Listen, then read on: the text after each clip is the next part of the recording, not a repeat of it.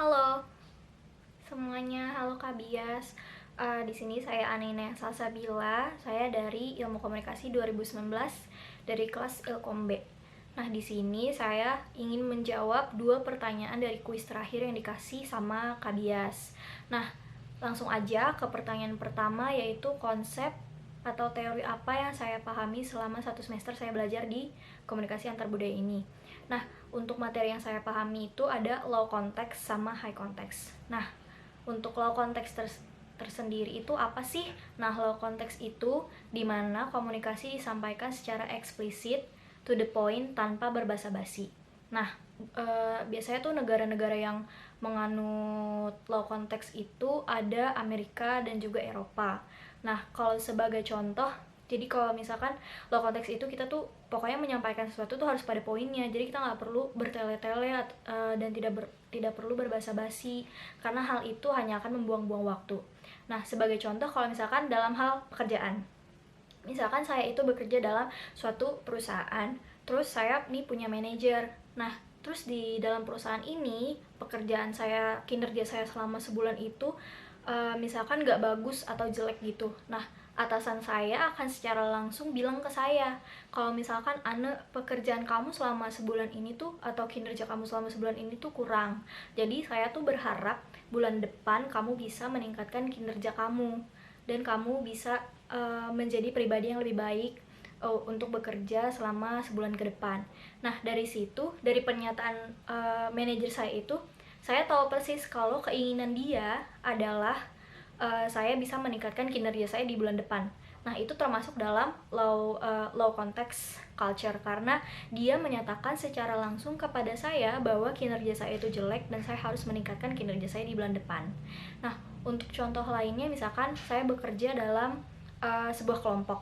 Nah, di kelompok ini saya itu termasuk orang yang menganut low context. Nah, terus di kelompok saya ini ada satu orang yang misalkan dia bekerja dalam kelompok itu nggak baik, terus dia nggak peka terhadap teman-temannya di kelompok. Nah, di situ saya akan menyatakan secara langsung kepada dia bahwa kamu tuh seharusnya kalau bekerja dalam kelompok harus peka dong sama teman-teman di kelompok kamu. Kamu itu sikapnya kurang baik sama kita-kita, jadi seharusnya kamu harus bisa lebih baik lagi agar kita bisa mengerjakan pekerjaan kelompok kita dengan baik. Nah, dari pernyataan saya itu pasti dia udah tahu banget kalau misalkan saya itu nggak suka dengan sikap dia, dan saya itu merasa dia nggak peka sama teman-teman dan saya juga di dalam kelompok. Dan dari pernyataan itu bisa diharapkan dia berubah agar pekerjaan kelompok bisa dapat lebih baik ke depannya. Nah, itu tadi low context culture. Nah, yang kedua ada high context. Nah, kalau high context itu penyampaian komunikasinya biasanya bertele-tele, terus basa-basi. Udah gitu, menyampaikan suatu pernyataan itu terkesan ambigu. Nah, kalau negara-negara yang menganut budaya ini, biasanya tuh negara kayak kita, negara Indonesia, dan juga negara Jepang. Nah, kalau dalam hal pekerjaan, seperti contoh yang pertama tadi, misalkan dalam sebulan ini, saya yang bekerja dalam perusahaan itu kinerjanya jelek, terus kurang bagus. Nah, dari situ saya punya atasan dong. Nah, atasan saya pasti bakal ngomong ke saya tapi dengan pakai basa-basi. Jadi tuh dia ngomongnya pasti kayak gini, Ana, kamu tuh sebenarnya pekerjaan kamu di bulan ini tuh udah bagus, cuman kadang kamu suka telat, kamu kadang suka tertidur saat bekerja. Cuma sebenarnya saya menyukai cara kamu bekerja, kinerja kamu tuh sebenarnya udah bagus, tapi sebenarnya saya pengen kamu lebih baik lagi ke depannya. Tapi sebenarnya saya juga udah suka kok sama pekerjaan kamu, jadi seharusnya kamu lebih bisa lebih baik lagi ya ke depannya. Tapi sebenarnya saya udah menyukai pekerjaan kamu kok. Jadi di dalam pernyataan atasan saya ini terlalu banyak tapi-tapinya. Nah, karena terlalu banyak tapinya ini, saya menangkap pernyataan itu jadi ambigu. Jadi sebenarnya saya itu udah bagus belum dalam kinerja saya? Haruskah saya meningkatkan ini di bulan depan, atau haruskah saya tetap seperti ini saja dalam pekerjaan saya? Nah, kalau dalam contoh pengerjaan kelompok, nah, biasanya kan di kelompok itu pasti nggak cuma 1 atau 2 orang, pasti banyak. Mungkin sebagai contoh ada 5 orang di kelompok saya. Nah, 5-5-nya ini menganut high context culture nih. Nah, terus kita ini punya tugas kelompok komunikasi antar budaya, membuat video buat UAS. Terus pas kita berkumpul, kita malah lebih banyak basa-basi yang di luar konteks yang seharusnya kita kerjakan.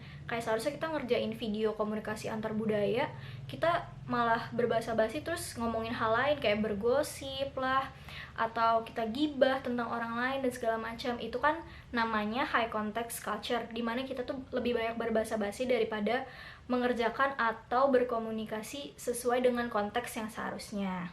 Nah, tadi itu adalah sebuah atau materi yang saya pahami selama saya belajar di komunikasi antar budaya. Nah, untuk yang kedua, saya menjawab konflik apa sih yang pernah saya alami terkait perbedaan budaya, terus bagaimana cara saya mengatasinya. Nah, jadi waktu SMA itu, di SMA saya itu kalau pelajaran bahasa Inggris setiap beberapa bulan sekali, saya lupa, itu tuh pasti ada native speaker yang datang ke sekolah untuk ngajar. Nah, kebetulan waktu itu ada native speaker dari India, namanya Miss Naja. Nah, dia itu datang untuk ngajar di kelas saya. Nah, terus pada hari pertama itu kita belajar bahasa Inggris juga sharing-sharing soal budaya.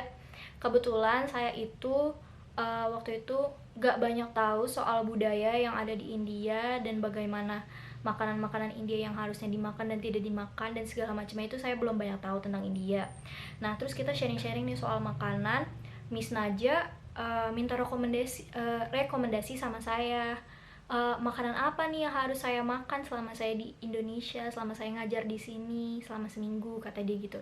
Terus saya menjelaskan dalam bahasa Inggris, you should eat bakso, saya bilang gitu kan. Nah, terus dia nanya, bakso tuh apa? Nah, saya ngomong kalau bakso itu adalah daging sapi yang digiling, yang dicincang gitu, terus bikin bulatan gitu, akhirnya jadi bakso dan ada kuah kaldunya gitu. Nah, terus ekspresi wajah Miss Naja tuh kayak langsung berubah, kayak dia langsung ngejelasin ke saya kalau misalkan orang India itu nggak makan daging sapi, karena daging sapi ataupun sapi itu dianggap suci di India gitu. Jadi budaya orang India tuh menganggap sapi itu suci, dan saya langsung ngerasa bersalah banget dong, langsung ngerasa kayak ngedisrespect budaya India gitu.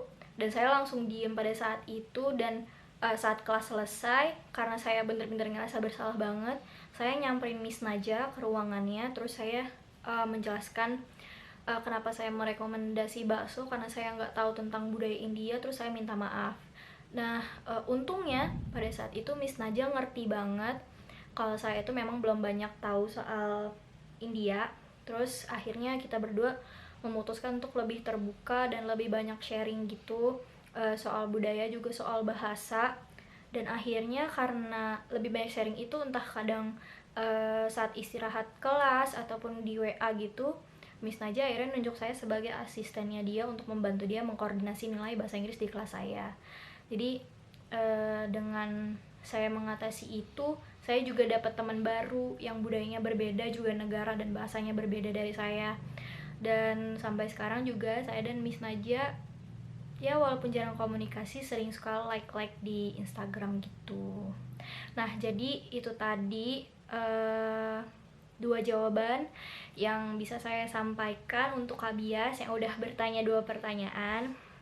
Jadi, saya Ane telah menjawab kuis mata kuliah komunikasi antar budaya sebaik mungkin, semampu saya, dan apa yang saya jawab sesuai dengan apa yang sudah saya pahami. Sekian dan terima kasih.